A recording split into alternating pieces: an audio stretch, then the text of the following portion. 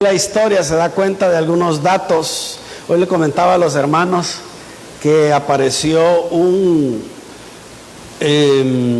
viceministro de Educación en Honduras diciendo que los pastores en las iglesias engañaban a la feligresía hablándole de un ser imaginario porque Dios no existe. Eso dijo él, ahí está en las redes. Y hemos hablado con los hermanos, ¿verdad? Que en Primera de Pedro, capítulo 4, habla de que nosotros no podemos responder cuando vituperian, se burlan de nosotros. Nosotros no somos quien para defender a Dios, porque Dios se defiende solo, amén. Pero su pastor no se pudo quedar callado, hermano. Y yo le tuve que contestar. Y le dije que él no cree en Dios, pero sí cree en el indio Lempira, ¿verdad? Que con una bandera blanca, ¿verdad?, hizo la paz. Y tuve que decirle porque tenía esa espinita. Ahora, ¿por qué le cuento esto? Porque estas palabras, sea como sean, que viene de un supuesto líder, impactan y producen una conducta en muchas personas. Y lastimosamente estas conductas lo que hacen es hacer que las personas se encaminen o que se dirijan o que mantengan, vuelvo a la palabra, o que mantengan una conducta creyendo lo que esta persona dice. Pero hablando un poco de historia, dicen que el 10 de abril de 1912, el majestuoso Titanic, ¿verdad?, zarpó desde el Reino Unido, uno de los puertos más grandes del Reino Unido, rumbo a Estados Unidos, al puerto de la ciudad de Nueva York, y era en aquel entonces el orgullo de la ingeniería naval. No había otro barco igual al Titanic, y no solamente era el orgullo de la ingeniería, sino que de su creador, Thomas Andrew, quien observaba satisfactoriamente el producto finalizado, aquella imponente nave. Y por ahí apareció un oficial diciendo aquella frase célebre: ni Dios podría hundir este barco. Eso fue lo que dijeron. Palabras que más adelante muchos repitieron con cierto pesar, porque usted sabe la historia. Pero durante el viaje cuentan que la velocidad de aquel barco empezó a aumentar pese a las advertencias que habían iceberg, esas bolas de nieve que son gigantescas y que flotan en el mar.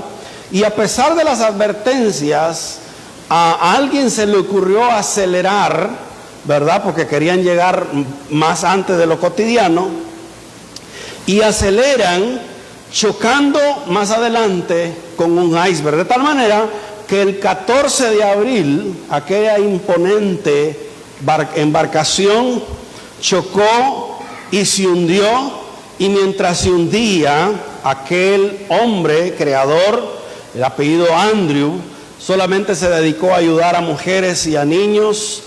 Y cuando usted ve la historia, lo que usted pudiera observar es que el hundimiento de esta nave se produce por no observar el camino en que iban. Y esta historia, aunque usted no lo crea, muchas veces se puede repetir en la vida del creyente. Hoy encontramos personas dentro de las iglesias que están hundidas en la depresión, están hundidas en problemas sentimentales, están hundidos en la economía, hundidos en situaciones en las que en algún momento alguien tuvo que advertirles que no caminaran por la senda donde iban, porque peligrosamente podían hundirse. La pregunta que yo le puedo hacer hoy en esta mañana es: ¿cómo anda usted? ¿En qué camino anda usted? ¿Cuáles son las advertencias a las cuales usted está poniendo atención? Vaya conmigo a la carta a los Efesios, carta del apóstol Pablo a los Efesios, capítulo 5, verso 15 al 20. Hoy quiero hablarle sobre el cuidado de dónde anda usted. Mirad, dice el texto, dónde andáis, cómo andáis. Dice el texto, mirad pues con diligencia. Diga conmigo diligencia. Ay, hermano, con diligencia, diga diligencia. Diligencia. Y dice la palabra, mirad con diligencia cómo andéis, no como necios, sino como sabios, aprovechando bien el tiempo, porque los días son malos. Por tanto, no seáis insensatos, sino entendidos de cuál sea la voluntad de Dios. Y dice, no os embriaguéis con vino en el cual hay disolución, antes bien, sed llenos del Espíritu, hablando entre vosotros con salmos, con himnos y con cánticos espirituales, cantando y alabando al Señor en vuestros corazones, dando siempre gracias por todo al Dios y Padre en el nombre de nuestro Señor Jesucristo. Hermanos, la carta a los Efesios es una carta que escribe el apóstol Pablo a la ciudad de Éfeso, cuya provincia era una provincia romana, allá en Asia Menor. Y esta escritura, hermano, la hace Pablo estando preso en Roma. Usted lo puede constatar en Hechos capítulo 28. Y esta carta que escribe se hace llamar también una de las epístolas de las prisiones, que estas epístolas las escribió contemporáneamente con Filipenses, Colosenses y Filemón. Ahora, dentro del contexto histórico de esta carta, cuando vemos el contexto histórico, podemos entender por qué Pablo está escribiendo. Hermano, es muy probable que el evangelio a esta ciudad haya llegado por una pareja de ministros, una pareja de evangelistas, llamado Priscila y Aquila, y quienes estos fueron dejados y encargados de la obra gracias al viaje que usó Pablo en aquel entonces. Y en esta ciudad, hermano, aquí ponga la atención, porque esta ciudad era muy conocida por tener un majestuoso templo dedicado a una diosa, a una deidad llamada Artemisa o Diana, ¿verdad? Diana la cazadora, como le dicen algunos. Y este templo era conocido como una de las 7 maravillas del mundo antiguo. Y esto, hermano, que esta ciudad se convirtiera en una importante ciudad de comercio, una importante ciudad con situaciones políticas. Se tomaban decisiones de lo que acontecía prácticamente en ciertos lugares. Se convirtió en una ciudad con un poder altamente económico, que también se comparaba con ciudades como Alejandría de Egipto y Antioquía. Ahora, la fuerza que toma la iglesia empieza a ser más tarde establecida porque el apóstol Pablo tiene la bendición de quedarse en ese lugar en el tercer viaje, que Pablo lo menciona en el libro de Hechos. Y esta iglesia fue pastoreada única y sencillamente por el apóstol Pablo durante aproximadamente 3 años. Pero posteriormente, que Pablo nuevamente sale a los viajes misioneros, deja un encargado llamado Timoteo, quien la pastorea también. Y primordialmente el apóstol Pablo, hermano, escribe la carta a los hermanos de Éfeso, porque a pesar o por el tema de las situaciones económicas, por la situación política, por lo que representaba esa ciudad, empezó esta ciudad a llenarse de maestros. Y esto es muy interesante, porque los maestros que empezaron a torcer el evangelio, a torcer la enseñanza en aquel entonces, fueron maestros que salieron de la misma iglesia. Y los escritores hablan de un tal Himeneo y Alejandro, quienes probablemente, lo que hablábamos hoy, eran ancianos de la iglesia que torcieron su caminar y empezaron a meter enseñanzas en las cuales mezclaban temas de gnosticismo, temas en los cuales aplicaban fábulas a la iglesia, de tal manera que ellos enseñaban muchas veces que para que usted pudiera purificar su alma y pudiera ser menos pecador que los demás, usted tenía que hacer una serie de acciones como el ayuno y ya otras situaciones trascendentales que no tienen nada que ver con la iglesia, con la Biblia. Al contrario, estas enseñanzas de estos falsos maestros son completamente contrarias a lo que la palabra del Señor lo indica. Hermano, una de las cosas que me encanta entender es que usted y yo no tenemos que hacer nada para ser salvos. Ya Cristo lo hizo. Amén. Usted no tiene que hacer nada para ser santo, porque la sangre de Cristo es la que nos santifica. Amén. Obviamente nuestra conducta tiene que ir regida a lo que el Señor nos pide. Ahora, estos maestros, hermano, y aquí por eso hablaba hoy en la mañana y hablábamos de los ancianos, que estos maestros muchas veces no entendían la palabra, y estos que no entendían la palabra hacían algunas enseñanzas que se regaron y se multiplicaron rápidamente por la región, y esto al final fue un objeto de que la iglesia empezara a tener ciertos problemas. Hermano, una mala enseñanza dentro de la iglesia puede ocasionar una fracción o puede herir a la iglesia de tal manera que la iglesia puede ser dañada. Ahora, en sí, el objeto o el objetivo de la carta era presentar un fundamento en curso. Mire, me encanta porque esto, fundamento en curso, en propósito y en fin de la iglesia para que sean fieles. La carta de los Efesios establece una base sólida en la iglesia que se asentara para no quitar de ellos la esencia de Cristo. No sé si me estoy dando a entender. Es decir, la iglesia de Éfeso esta carta fue establecida el objetivo fue enviarla para que la esencia de toda la iglesia se fundamentara en Cristo y no en otras cosas que enseñaban estos.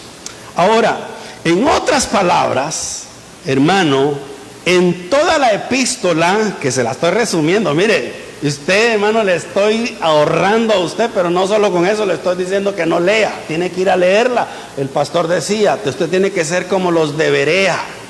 ¿Cómo son los de Berea? Que lo que aquí se predica, usted también vaya y búsquelo en su palabra, en la Biblia, y usted pueda entender que lo que se está hablando también aquí es lo mismo que está en su palabra. Entonces, en toda la epístola, el fundamento de la iglesia es y debe de ser en la iglesia la voluntad de Dios. Amén. En la iglesia tiene que caminar bajo la voluntad de Dios. El curso de la iglesia siempre tiene que ser en base a la santificación por medio de la sangre de Cristo. Amén.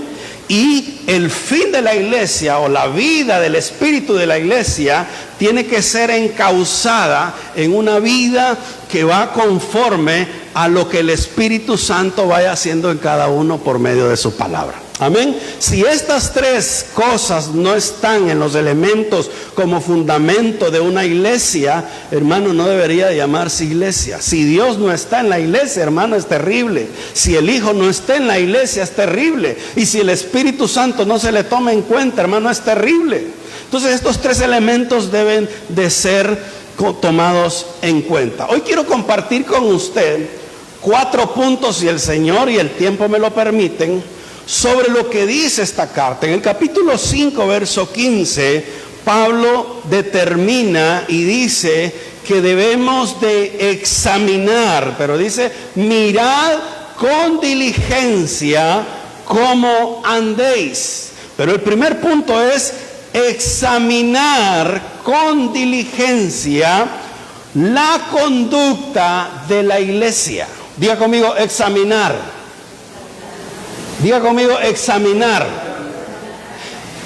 El examinar la conducta de la iglesia no es, hermano, el hecho de que usted tiene que observar cómo se conducen los demás.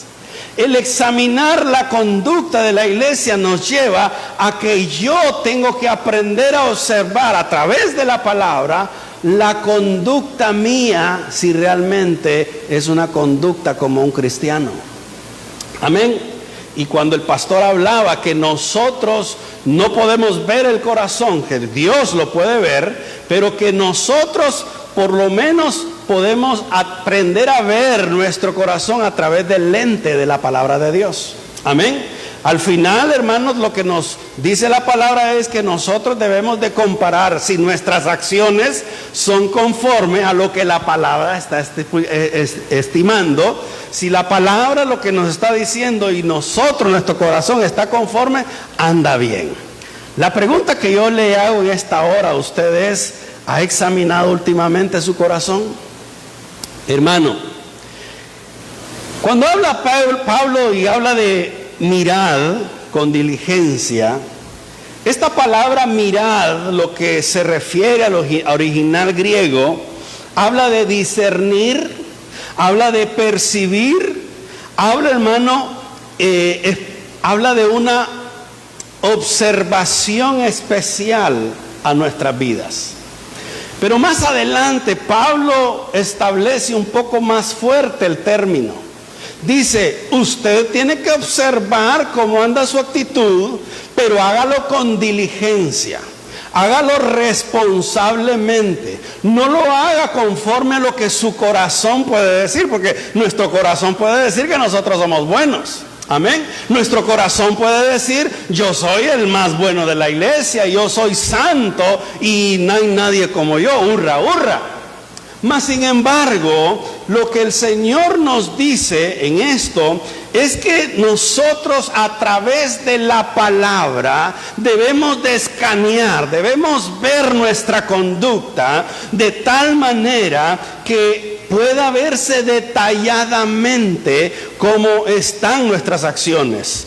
Hermano, el observar, y lo que nos dice Pablo es que no se te escape ningún detalle.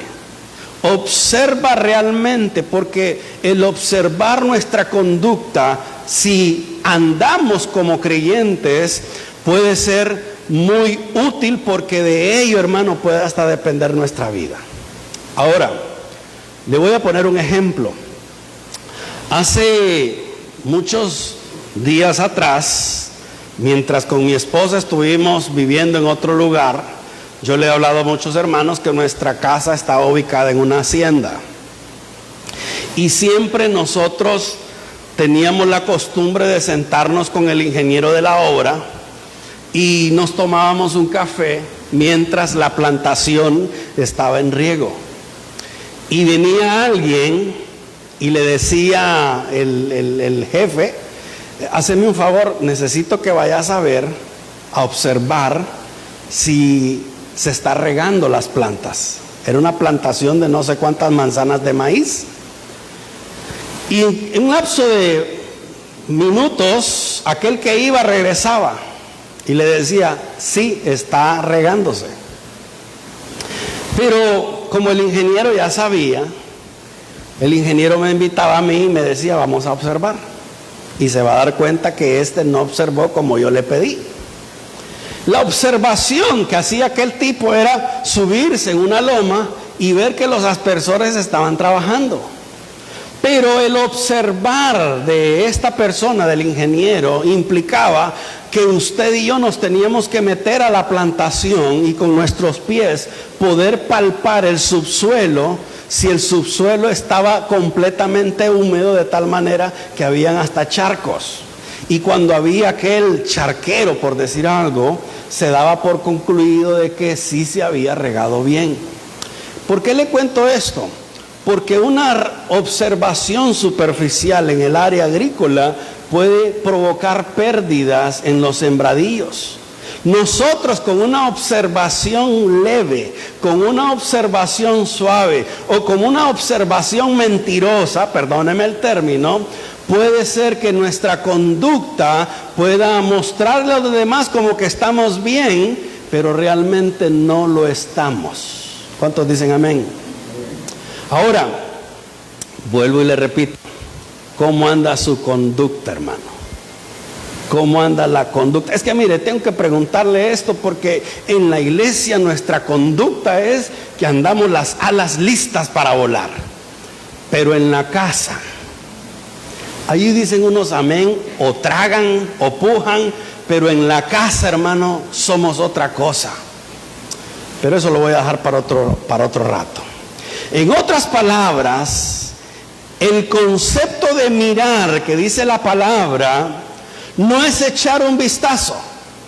El concepto de mirar depende que nuestra propia vida sea escaneada con el lente de la palabra de Dios. Pero más adelante el apóstol Pablo dice: mirad cómo andéis, y dice: no como necios. Y me encanta, porque el necio, diga conmigo el necio es comparado con una persona que es insensata. Amén. El necio es comparado en la Biblia con una persona insensata. Y el insensato no es aquella persona que carece de ¿cómo le podríamos decir? De situaciones de tipo mental, alguna carencia de tipo mental. El necio es la persona que no ordena su vida en el temor de Dios. Y eso, hermano, lo dice Proverbios capítulo 1, verso 7. ¿Se acuerda? El principio de la sabiduría es el temor a Jehová. No como los insensatos, ¿verdad? Que no pueden ver ese caso, esa situación. Ahora, el principio de la sabiduría es el temor a Jehová, no los como los insensatos que desperdician la sabiduría y la enseñanza. Hermanos, un necio, diga conmigo un necio. Un necio, vuelvo y le repito, no es la persona que tiene limitaciones intelectuales. El necio es una persona que debido a la incredulidad, diga conmigo incredulidad, como ¿verdad? Ministro que le estaba hablando, ¿verdad? Vaya a verlo usted en internet. Necio es una persona que debido a su incredulidad y las obras abominables lo llevan a una actitud que al final tiene consecuencias. Yo, por mucho tiempo que he leído la palabra, no he visto, hermano, a un necio que le vaya bien en la vida. Yo he visto a través de mi vida personas necias que no les va bien en su vida. Y el problema, hermano, que detrás del necio hay una conducta de tipo hasta diabólica. Mire lo que dice Santiago capítulo 3, verso 13. Kevin, si me ayudas, Santiago capítulo 3, verso 3. Es que yo le digo que me lo ponga porque si no usted va a decir, el pastor se lo está inventando. Dice Santiago capítulo 3, verso 13. ¿Quién es sabio y entendido entre vosotros? Muestre por la buena conducta. Diga conmigo buena conducta. No, hermano, dígalo fuerte. Buena conducta. Le hago una pregunta. ¿Tiene usted buena conducta? Ni un amén. Dice: muestre por buena conducta sus obras en sabia mansedumbre. ¿Tiene mansedumbre usted? Bueno, ya estamos empezando a escanear el corazón, ¿verdad? Y dice el verso 14: pero si tenéis celos amargos y contención en vuestro corazón, no os jactéis ni mintáis contra la verdad. Y mire lo que dice el 15: porque esta sabiduría no es la que desciende de lo alto, sino sabiduría terrenal, y dice al final, sabiduría diabólica. En pocas palabras, la persona que es necia, diga conmigo necia, es una persona, hermano, que fácilmente puede ser controlada por Satanás, porque carece del conocimiento de la palabra. Vuelvo y le repito, ¿cómo anda su conducta el día de hoy? ¿Tiene problemas usted? Hoy es un buen día para examinar el corazón. Dice Proverbios capítulo 9:8, transliterado, ¿verdad? Dice: corrige al necio y te ganarás a un enemigo, pero corrige al sabio y te amará. Mire la diferencia. Corregir a un necio, usted se está metiendo en un gran problema porque implica que después de la corrección viene un pleito, hermano. ¿Le ha pasado a usted eso? ¿Le ha tratado usted de corregir a un necio y el necio se molesta con usted? ¿O usted es el que se molesta? Pero dice, corrige al sabio. ¿Sabe cuál es la diferencia? El necio toma como esta corrección como un regaño. El necio muchas veces toma esta corrección como que todos estamos en contra de él. Que el necio toma como que sus acciones están buenas aunque están malas. Si le hubieran dicho a la gente del Titanic que diera vuelta, ¿verdad? Si el necio normalmente toma la corrección como que si fuera que todos estamos en contra de él. Pero cuando usted le da la corrección a un sabio, el sabio toma la corrección como un consejo. El sabio toma la corrección como una oportunidad para ganar más. Pablo le dice a los efesios, cuiden el andar en Cristo. Anden como conocedores de Cristo. Que su conducta no sea como los que están en el mundo. Eso es lo que está diciendo Pablo. Que en su conducta no sea como los que en el mundo, hermano, hacen. Que su conducta no sea, hermano, como un mundano. ¿Y cómo hacen los mundanos? Ay, pastor, no sé, porque ya día no me relaciono con ellos. Se enojan fácilmente cuando se nos atraviesa un rapidito, ¿verdad? Y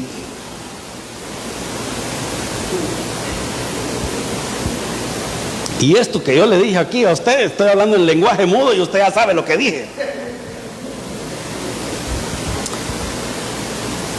Cuiden su conducta, que la conducta suya, diga conmigo, mi conducta. Eso es lo que está diciendo Pablo, que la conducta suya sea una conducta digna de un seguidor de Cristo.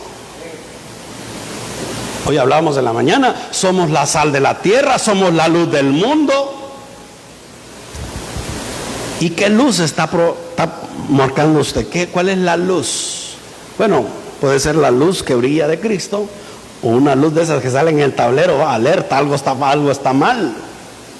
Pero usted tiene que ser alguien que su conducta refleje a Cristo. Y me encanta porque Colosenses también nos repite en un texto donde dice que tenemos que andar sabiamente con los que están con el mundo. Y más adelante dice, redimiendo el tiempo. Dice Pablo, tienen que cuidar que la conducta de ustedes sea digna de un seguidor de Cristo. Pero le hago esta pregunta esta mañana. ¿Su conducta es digna del seguidor de Cristo? Pastor, fíjese que a veces yo creo, hermano, yo entiendo. Pero hoy el Señor nos está hablando que tenemos que cambiar nuestra conducta. Y que nuestra conducta no debe de ser la conducta de David, la conducta del pastor Denis, no, la conducta suya tiene que ser una digna del seguidor de Cristo.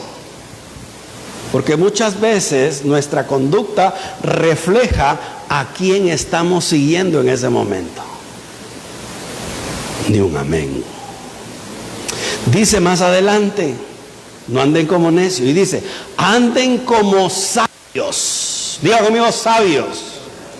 El sabio se percibe como el dominio, y me encanta esto, el dominio o el arte de vivir en conformidad a las expectativas divinas. Pastor, barajémela más despacio, ¿cómo se come esto? Bueno, sencillamente el sabio es aquel creyente que vive practicando, diga conmigo, practicando la palabra diariamente, con el objetivo de que esta palabra se va a cumplir, porque el Dios que escribió la palabra no miente, es un Dios verdadero. Y yo tengo que vivir la palabra conforme a que, creyendo que Dios es fiel a su palabra, Dios se va a mostrar a través de su palabra. Y yo tengo que vivir conforme a esto. Vivir conforme a lo que Dios me dice en su palabra, porque la palabra se cumple. Amén. Hay un verso muy importante que dice que todo lo que usted siembre va a cosechar. Y si usted siembra odio, va a cosechar odio. Si siembra mentira, va a cosechar mentira.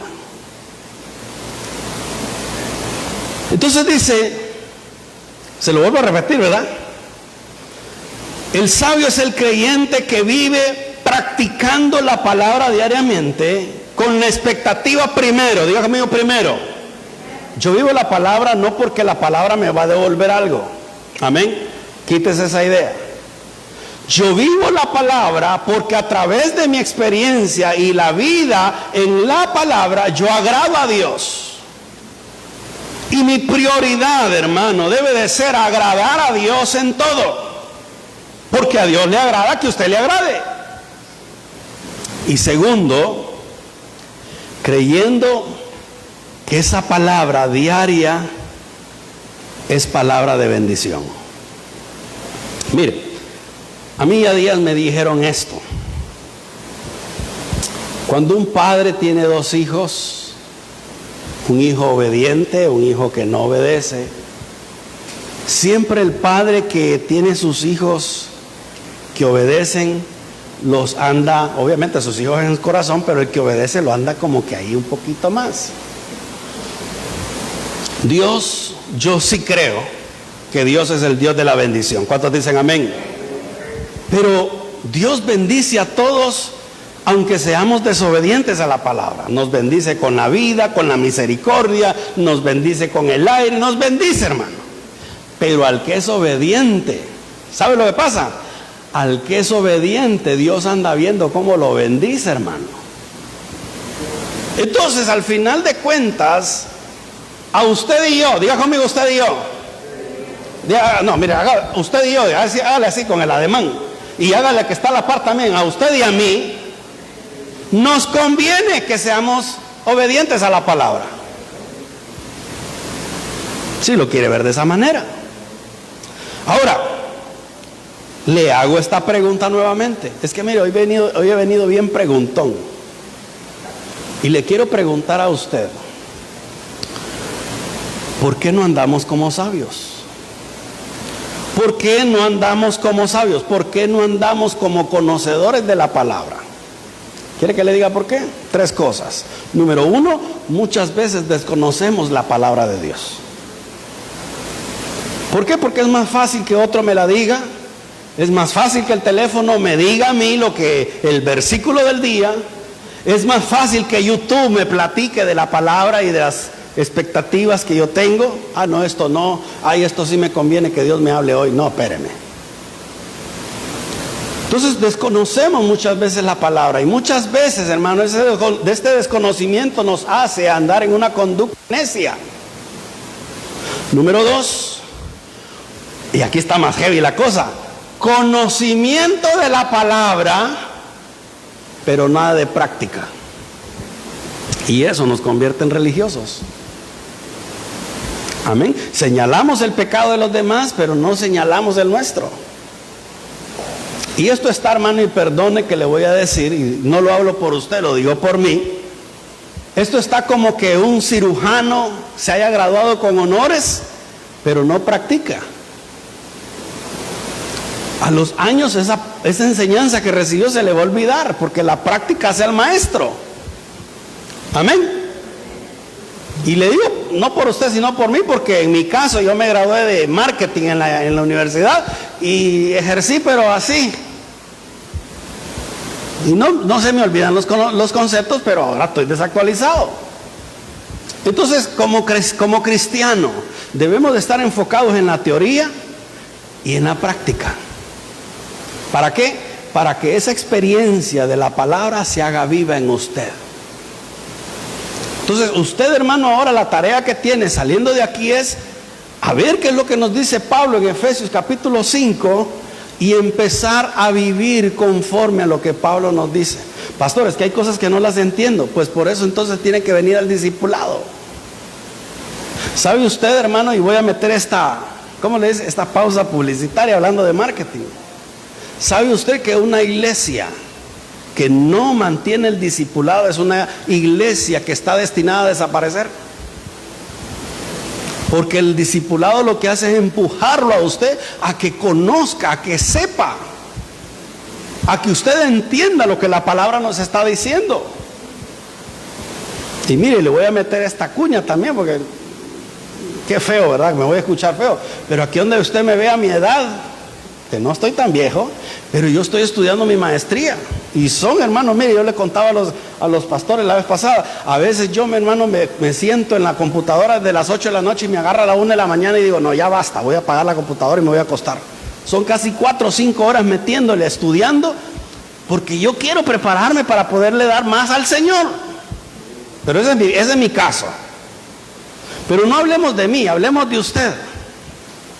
¿Por qué usted tiene la conducta de conocer la palabra y no practicarla? La Biblia dice, no darás falso testimonio. Y muchas veces nos envolvemos en cosas de chismes. No usted, ¿verdad? Sino los que la hacía, la dejaron vacía. ¿Por qué? Desconocemos.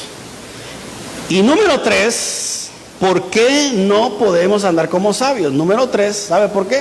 Porque aquellos maestros llamados Alejandro e Himeneo, que eran ancianos de la iglesia de Éfeso, tergiversaron la palabra de Dios y la hicieron a su manera. Yo les decía a los hermanos hoy en el discipulado, la palabra de Dios tiene una cualidad que es inmutable. La palabra de Dios no podemos adaptarla a una cultura. No podemos adaptar la palabra de Dios a un tiempo, mucho menos adaptarla a mi corazón. Mi corazón, el tiempo y la cultura, tengo que adaptarla a la palabra. Es la palabra la que me marca la pauta, no soy yo. La Biblia dice en Génesis capítulo 1 que en el principio Dios creó los cielos y la tierra. Y cuando tergiversamos, lo que hacemos es que el hombre crea a su Dios, a su imagen. Y conocemos a Dios de una manera diferente. El Dios que me bendice, el Dios que me da, el Dios que cuando cuando me va mal es porque Dios no me ama mucho. Y empezamos a mover la palabra conforme a lo que nosotros queremos. Y eso me lleva a una conclusión. ¿Sabe cuál es? Nos urge conocer la palabra de Dios. Pastor, es que yo ya la leí. Le urge conocer la palabra de Dios. Hace un mes y fracción creo, murió uno de los hombres más expositores, y digo expositores grandes en la palabra, del pastor John MacArthur. Y si usted supiera cuántas veces leyó la palabra de Dios, de tal manera que cuando él predicaba se acordaba de las señas que había dejado en la Biblia, porque la Biblia había marcado tanto su corazón, que ese hombre se acordaba incluso de las marcas que había dejado en el número de páginas y todo, se acordaba de eso. El otro pastor que murió, Billy Graham, en sus últimos días dijo, he leído la Biblia tantas veces que yo sé que todo va a estar bien. Y eso lo dijo antes de morir. Hermano, y nosotros nos alegramos porque nos aprendemos, Jesús lloró. Cuando nuestra responsabilidad, y lo que decía Pablo, nuestra parte de ser diligentes, responsables, porque de eso depende la vida, es conocer la palabra de Dios. Jesús le dijo a sus discípulos, conocéis las Escrituras, porque en ella está la vida. Ahora, ¿por qué debemos de conocer la palabra? ¿Qué hora tenemos? Tenemos buen tiempo. No, ya termino. Hermanos, y perdónenme, pero este tema yo lo voy a dejar para otro día porque tengo que partirlo en 2 partes. Yo así ya lo traía pensado. Pero quiero dejarle este último dato. ¿Por qué Pablo dice que tenemos que conocer cómo andamos? ¿Por qué tenemos que revisar nuestra conducta? ¿Cuál es el motivo de que Pablo le dice a los colosenses: mirad cómo andéis, no como necios, sino como sabios? ¿Por qué Pablo le dice eso? Bueno, en el siguiente verso, Pablo le dice a los efesios: porque los días son malos. ¿Usted no siente en el ambiente que los días son malos? Y eso Pablo lo escribió, hermano, hace mucho tiempo. Y los días siguen siendo los mismos días, los días malos. Pero yo siento que en este tiempo los días se han, ¿cómo se dice?, empeorado. Porque ahora, hermano, Hollywood nos mantiene un menú en el cual están poniendo en nuestra conciencia cosas que usted no tiene idea. Le doy una. Hoy nos alegramos porque en la televisión nos muestran que un hombre lleno de furia toma venganza sobre otro que hizo algo malo, y nos alegramos. Nos alegramos porque Toretto le robó un dinero a otro ladrón, y nos alegramos. Nos alegramos porque uno que era justo se convirtió en injusto porque tomó venganza en matar a otro injusto, y nos alegra. Qué bueno que mataron al malo. Y son esas cosas las que a nosotros nos meten en la mente sin que usted se dé cuenta. Hollywood, diga conmigo, Hollywood. Hollywood es un incubadero de cosas perversas que tiene años de estarle metiendo a la gente. A través de la pantalla nosotros no nos damos cuenta, pero estamos viendo cosas que se están metiendo. Si no, hermano, le voy a contar esto. Hace unos años atrás, mire, cosas del Señor, ¿verdad? Un hermano me llama y me dice: fíjese que quiero que venga a orar por mi hija, porque mi hija, yo siento que está hasta poseída. Y cuando me dijo eso el Señor, ¿verdad?, porque no es la capacidad de uno, inmediatamente yo le pregunté: ¿y qué es lo que ha visto tu hija? Porque algo tuvo que haber provocado esto. Ah, no, es que se estuvo toda la noche viéndome, dice, la colección de Harry Potter. Ahí está. Y normalmente en esas películas hay conjuros, hay invocaciones. En los dibujos animados hay invocaciones. Usted no tiene idea el daño que hay. Pero dice que los días son malos. Los efesios estaban siendo bombardeados por falsas enseñanzas. Ah, pero eso solo, hermano, eso solamente eran los efesios, ¿verdad? Hermano, hoy le vengo a decir a usted: hoy tiene usted un abanico a la disposición de falsas enseñanzas que usted no tiene idea. No tiene idea las falsas enseñanzas.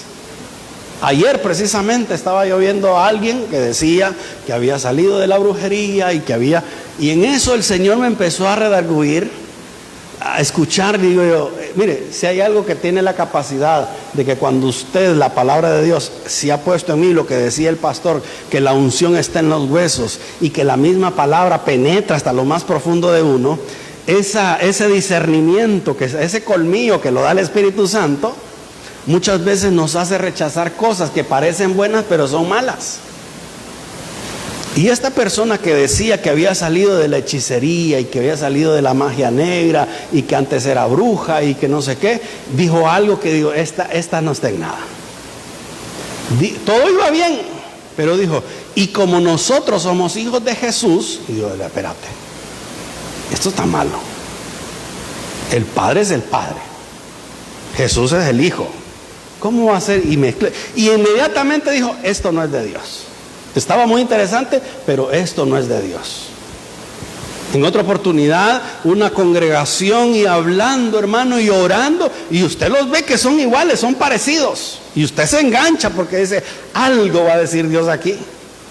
Y se levantó uno y dijo: ay, dice mi madre el Espíritu Santo. Y cuando dijo eso, hermano, no. Los días son malos. ¿Por qué es importante observar nuestro andar? Porque no podemos torcer nuestro caminar como lo hizo Himeneo y Alejandro, maestros que enseñaban mal a los efesios. No podemos torcer nuestro camino.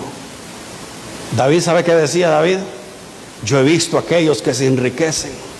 Yo he querido caminar por donde ellos andan. Se lo estoy parafraseando. Pero cuando vi que resbalaron y vi que era camino de muerte, dije, no, eso no va conmigo. Pero eso, hermano, solo ese colmillo, de ese olfato, hermano, solo lo da el Espíritu Santo a través de la palabra. Día con día nuestra vida, nuestra conducta debe de ser como lo que el Señor quiere. Le doy un ejemplo y con esto voy a terminar. Dos cosas y termino, porque aquí termina el segundo punto de 4, hermano. Ponga usted una camisa blanca. ¿Sabe usted que hay camisas que valen como 10,500 lempiras? ¿Sabía usted eso? ¿Sabía usted que hay plumas de cierta marca que valen como 8,000 lempiras? Fíjate. Pero ponga una camisa, hay una tienda, no voy a dar publicidad, no voy a decir eso. Hay una tienda por ahí que vende camisas tan caras que creo que por lo menos una camisa de esas blanquitas, bonitas de seda, que le llaman de lino cubano, esa camisa anda como en 5,000, 6,000 lempiras. Blanquita. Entonces mire, haga esto, vaya, cómprese una y métala en una tina llena de lodo. Y se va a dar cuenta cómo esa camisa blanca transmite lo blanco y el lodo se convierte en blanco. Pastor, ¿de qué está hablando usted? ¿De qué fumó, pastor? No es así, es al contrario. El lodo invade lo blanco de la camisa. Pues los días son malos. ¿Eso sabe qué quiere decir? Que lo malo puede invadir a un creyente sin que el creyente se dé cuenta. Nosotros peleamos porque la luz de Cristo entre a los hogares, peleamos porque la gente se convierta a Cristo y que cambie su conducta. Pero muchas veces cuando la gente no conoce la palabra, lo que sucede es que las mismas personas que están en la iglesia terminan y cambian su conducta al mundo. Los días son tan malos que hoy le dicen a lo bueno malo y a lo malo le llaman bueno. Y el Señor dice allá en uno de los profetas, creo que en Isaías, hay de aquellos que a lo bueno le llaman bueno y a lo malo le dicen bueno. Y dice, hay de aquellos. John MacArthur dice, la instrucción de Pablo es simple y directa. Hermano, los cristianos debemos ser fieles en vivir de manera recta y pura, sin tener que ver en absoluta con las perversiones y los malignos planes de Satanás en el mundo. Es decir, usted no tiene nada que hacer con las conductas que tiene el mundo. Quiero que se ponga de pie y el hermano Elías, si me viene a ayudar, por favor. Eran 4 puntos, solo le di 2. Y yo creo que de esos 4 puntos se van a convertir más tarde en otros 2 más, pero dejémoslo en 2. Yo quiero que usted en esta mañana medite conforme a la palabra. ¿Cómo está su conducta el día de hoy? Quiero que cierre sus ojos cerrados y medite en lo que el Señor nos habla a través de la epístola a los Efesios. Primero nos advierte y nos dicen, mirad cómo andéis. Si usted tuviera al Señor en este momento delante de usted y le dice, ¿cómo andas hoy? ¿Cómo anda tu conducta el día de hoy? ¿Será que tu conducta está glorificando a Cristo? ¿Será que tu conducta no lo es? Pues mire, tranquilo, mire lo que dice el Señor, tranquilo. Si tu conducta no es agradable a Cristo, volvámonos hoy en arrepentimiento. Pero un arrepentimiento genuino que nos invite a sentir dolor porque le hemos fallado al Señor. Un arrepentimiento genuino es aquel que nos invita a ya no volver a practicar lo que antes practicábamos. Un arrepentimiento genuino es la previa entrada para que usted pueda entrar en Cristo. ¿Sabe lo importante que hoy es en día andar como nos pide el Señor? ¿Sabe cuántas personas hoy en día se están perdiendo por no entender que nuestra conducta es importante? Porque nuestra conducta refleja a Cristo.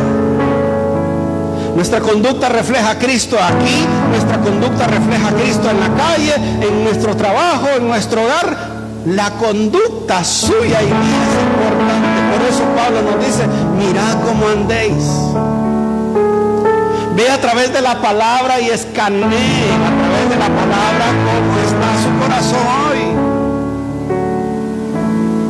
Y si bien lo decía el pastor, nosotros no podemos ver el corazón.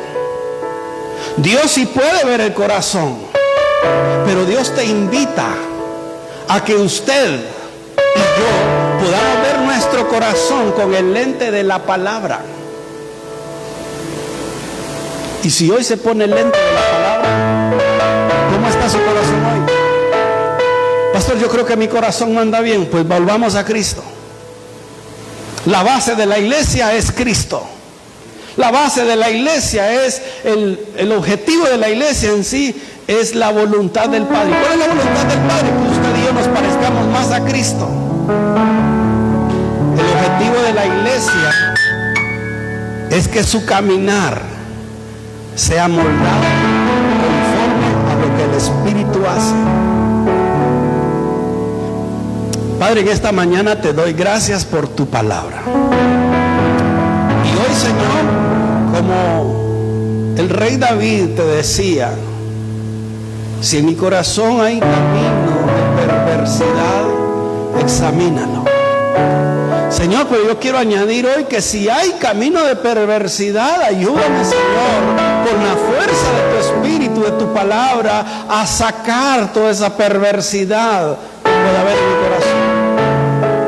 Señor, sabemos que te fallamos muchas veces. Muchas veces te fallamos por omisión, pero también muchas veces te fallamos, Señor, con la acción sabiendo lo que hacemos. Te pedimos perdón porque muchas veces hemos menospreciado incluso tu palabra y sabemos que en ella está la vida. No permitas que nuestra vida, Señor, se acelere y que pueda tropezar, Señor, sino al contrario, que nos des la capacidad de esquivar y cuando caigamos también sea tu palabra como la vara y el cayado que nos infunden aliento. Te damos gracias por tu palabra, te damos gracias por la enseñanza de hoy. Permite que esta palabra, Señor, hoy pueda caer en un corazón fértil, el cual pueda producir fruto al 60, al 30 y al 100 por uno. Permite, Señor, que tu palabra no vuelva vacía, sino que haga conforme a lo que le mandaste hacer. En Cristo Jesús. Amén y amén. Dele fuertes palmas al Señor. Hermano, voy a tratar de culminar esto la otra semana, si el pastor me lo permite y el Señor me lo permite. Y desde hoy en adelante, hermano, todo lo que usted ha escuchado de la palabra, póngalo en práctica. A usted le conviene. A usted le, dígale que está la palabra, a ti te conviene. Dígale, ahora el otro que le dijeron, dígale, a ti también, no te hagas, dígale. Que el Señor le bendiga, salúdese uno con el otro, hermano, y mire, no se olvide orar por la hermana Sonia, no se olvide de orar por el pastor que viene de viaje, y no se olvide de orar los unos por los otros. Dios le bendiga.